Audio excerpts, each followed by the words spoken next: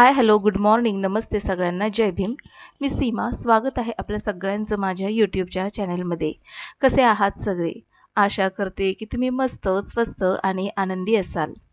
तर आता वाजत आलेले आहेत सकाळचे 9 आणि इथे मी पावभाजी बनवण्यासाठी काही तयारी करून घेते। भाजी निवडून घेतलेली आहे आणि आता कुकर स्वच्छ करून घेते।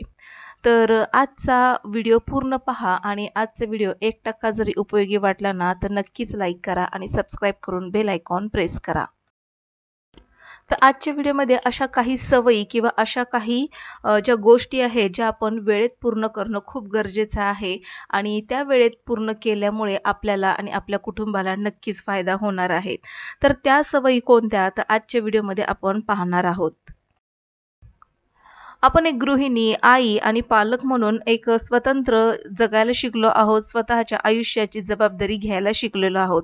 स्वतःचे निर्णय आपण स्वतः घेतो। मदत मागणे वेगळं आणि अवलंबून राहणे वेगळं। कोणावरही अवलंबून राहू नका। कारण की बऱ्याच अशा गोष्टी आपल्याकडूनच आपली मुलं शिकत असतात आणि स्वावलंबी राहणं हे तितकंच महत्त्वाचं देखील आहे। नंबर 2 स्वतःला ओळखता आलं पाहिजे। जगातले सर्वोत्तम ज्ञान म्हणजे स्वतःची ओळख। आपल्याला काय आवडतं, काय नाही आवडत, कोणते चांगले कपडे दिसतात, कशी हेअरस्टाईल चांगली दिसते, काय आनंदी करते आणि काय केल्यामुळे आपण दुःखी होतो, कोणती कला आपल्यामध्ये अवगत आहे, हे जे काही सुप्त गुण आपल्यामध्ये आहेत हे माहिती असणं खूप गरजेचं आहे। कारण की याच सुप्त गुणांमुळे आपली जडणघडण होत असते। नंबर 3 आपली नीतिमूल्य आपण ठरवली पाहिजेत। आपल्या प्रत्येकाच्या आयुष्यात एक वेळ येते जेव्हा आपण कसे वागायचे, काय म्हणून वागायचे व इतरांनी आपल्याशी कसे वागावे हे ठरवायचे असते आणि एकदा हे ठरवले की परत कधीच त्यात बदल करायचा नसतो। कधीच कोणतीच तडजोड न करता मूल्यांवर ठाम राहायला आपल्याला आलं पाहिजे। काय करणार, काय कधीच नाही करणार ते आपल्याला ठरवता आलं पाहिजे, हे आपण कायम लक्षात ठेवलं पाहिजे। नंबर 4 आयुष्यातील चुकीच्या सवयी, चुकीचे लोक जे पण माहीत आहे चुकीचे आहे ते काढून टाकले पाहिजेत। एकतर आपल्याला काय समजते, काय केल्याने आपल्याला फायदा होतोय, तोटा होतोय, त्यामुळे आपण चुकीची वागणूक किंवा मग चुकीच्या व्यक्ती आयुष्यात आहेत त्यापासून आपण फारकत घेतली पाहिजे।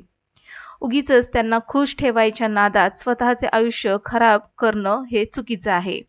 त्यांना आपण सोडून गेल्याचं साधारणपणे 1 महिनाभर दुःख वाटेल, पण तुम्ही चुकीच्या लोकांना सोडले नाहीत आयुष्यभर दुःखी राहाल। असेच वाईट सवयींबद्दल देखील आहे। वाईट सवयी ह्या वेळीच सोडल्या पाहिजेत। वेळीच सोडल्यामुळे आयुष्य खूप सुखकर होण्यास मदत होईल। नंबर 5 स्वतःला आपण माफ केले पाहिजे। आतापर्यंत आपण जितके पण चुकीचं वागलो आहोत, जितके पण वाईट निर्णय घेतले आहेत त्याबद्दल आपण स्वतःला माफ केलं पाहिजे। जोपर्यंत आपण अपराधीपणाचा भाव मनामध्ये घेऊन जगू तोपर्यंत आपण दुःखीच राहणार आहोत। त्यामुळे स्वतःच्या भूतकाळाबरोबर शांती आपण प्रस्थापित केली पाहिजे। काही नवीन स्वप्न घेऊन, नवीन आशा घेऊन पुन्हा चांगल्या नवीन जीवनाला सुरुवात केली पाहिजे। नंबर 6 एक छानसे स्वतःचं असं घर असलं पाहिजे, स्वतःचं असं सेफ ठिकाण असलं पाहिजे जिथे आपण आपली स्वप्न पाहू शकतो आणि ती पूर्ण देखील करू शकतो।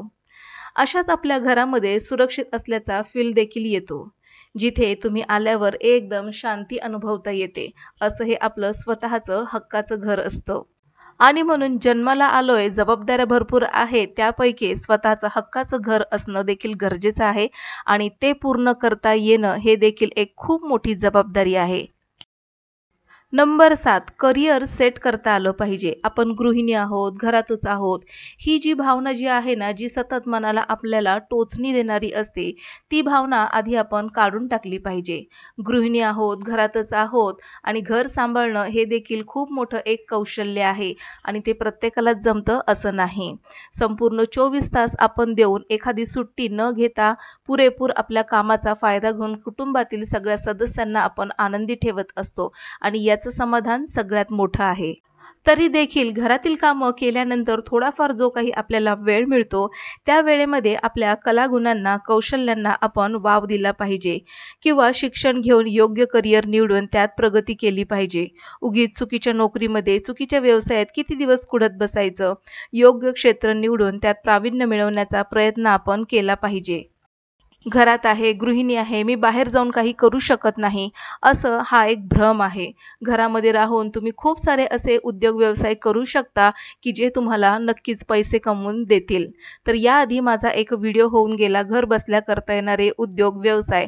तर तो व्हिडिओ देखील तुम्ही पाहू शकता. नक्कीच त्यामध्ये तुम्हाला फायदाच होईल. नंबर 7. इतकं आपण स्ट्रॉंग तर राहिलंच पाहिजे. आर्थिक स्वातंत्र्य आपण मिळवलंच पाहिजे. कमीत कमी 6 महिने काहीही कामधंदा न करता चालू शकेल इतकी बचत आपण ही केली पाहिजे. पैसे व्यवस्थापन करायचे, कौशल्य, आजारपणाचा इन्शुरन्स, मुलाबाळांचं शिक्षणासाठी योग्य तरतूद, काहीही निर्णय बेधडक घेऊ शकता. अशी बॅकअप असलेली गुंतवणूक. आपल्यानंतर आपल्यावर अवलंबून असलेल्या लोकांची व्यवस्थित सोय आपण नक्कीच करू शकतो. तर त्यासाठी विमा, बचत नाहीतर योग्य शिक्षण हे सारे खूप सारे ऑप्शन्स आहेत. यावर तुम्ही नक्कीच विचार करू शकता. नंबर 9. स्वतःचं व्यक्तिमत्व एकदम उजळून जर काढायचं असेल तर त्यासाठी स्वतःवर आपण प्रेम केलं पाहिजे. दिवसातला थोडा तरी वेळ स्वतःला आपण दिला पाहिजे. यामध्ये व्यायाम करणं, पुस्तकं वाचणं, छान असं छंद जोपासणं, न्यूजपेपर वाचणं, मैत्रिणींशी गप्पा गोष्टी करणं आणि हे सगळं करत असताना स्वतःच्या टापटिपीकडे देखील तितकंच लक्ष देणं. यामुळे आपल्या व्यक्तिमत्वामध्ये भर पडत असते. आणि हे सगळं करण्यासाठी सगळ्यात आधी आपण स्वतःवर प्रेम केलं पाहिजे. नंबर 10. नवीन उपयोगी गोष्टी शिकूया.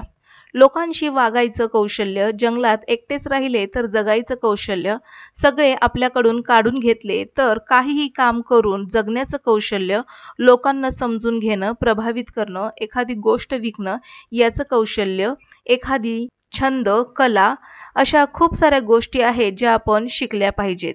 अपयश पचवायला शिकलं पाहिजे. दुःखातून बाहेर यायला सुद्धा आपण शिकलं पाहिजे. नंबर 11. हा काळ जास्तीत जास्त शिकण्याची संधी देतो. कान उघडे ठेवून ऐकायला शिका.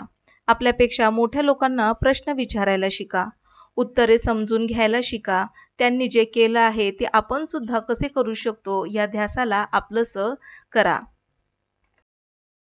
नंबर 12. आई-वडिलांच्या इच्छा पूर्ण करा किंवा त्यासाठी हातभार लावा. आईला कुठेतरी फिरायला पाठवा, वडिलांना त्यांची आवडती बाईक घेऊन द्या किंवा तत्सम काहीही. त्यांना जे हवं होतं पण आयुष्याच्या या धबडग्यात राहून गेलं ते पूर्ण करण्यासाठी धडपड करा. नंबर 13. फायनान्स आणि बँकिंगबद्दल संपूर्ण ज्ञान घेऊन त्याचा स्वतःसाठी वापर करायला शिका. CBL काय असतो, लोन कसं मिळतं, ITR कसा मेंटेन करायचा, इन्व्हेस्टमेंट कुठे करतात, अशा सगळ्या गोष्टी शिकून त्याचा वापर करायला शिका. हे शिकल्यामुळे व्यावहारिक ज्ञान येईल व स्वतःचे आर्थिक व्यवहार व त्याचे निर्णय घ्यायला तुम्ही सक्षम असाल. नंबर 13. एखाद्या कौशल्यात पारंगत व्हा. सध्याच्या स्पर्धेच्या युगात आपण कोणत्याही कौशल्यात निपुण असाल तर नोकरीसाठी तुम्हाला अडचण येणार नाही आणि आता तुम्ही निवांत बसू शकत नाही. हीच वेळ आहे शिकण्याची. नंबर 14. आयुष्य खूप सुंदर आहे आणि ते जगण्यासाठी आपल्यामध्ये एक आर्थिक स्थैर्य असणं खूप गरजेचं आहे आणि ते आर्थिक स्थैर्य हे बचतीमधून येणार आहे आणि म्हणूनच पैशाचं योग्य नियोजन आपण करायला शिकलं पाहिजे. बचत करण्याची सवय पुढील आयुष्यात नक्कीच उपयोगी पडते व आयुष्यात पुढील येणाऱ्या संकटावर मात करण्यासाठी हीच बचत आपल्याला उपयोगी पडते.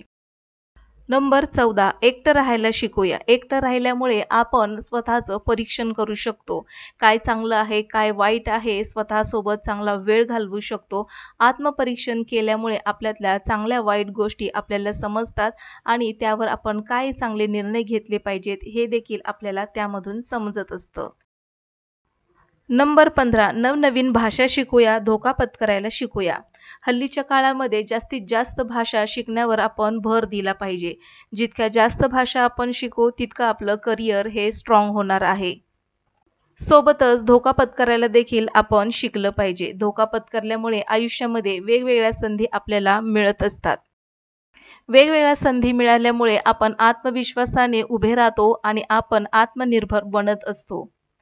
कुटुंबासाठी आपण भक्कम उभा तर राहतोच, पण समाजामध्ये देखील आपलं एक चांगलं अस्तित्व नाव रूपाला येतं. तर आजच्या व्हिडिओमध्ये स्वतःला स्वावलंबी, जबाबदार आणि कर्तृत्ववान बनण्यासाठी या 15 सवयी मी तुम्हाला सांगितलेल्या आहेत. याबद्दल तुम्हाला काय वाटतं मला कमेंटमध्ये नक्की कळवा. भेटू अशाच एका इंटरेस्टिंग व्हिडिओमध्ये. तोपर्यंत बाय बाय.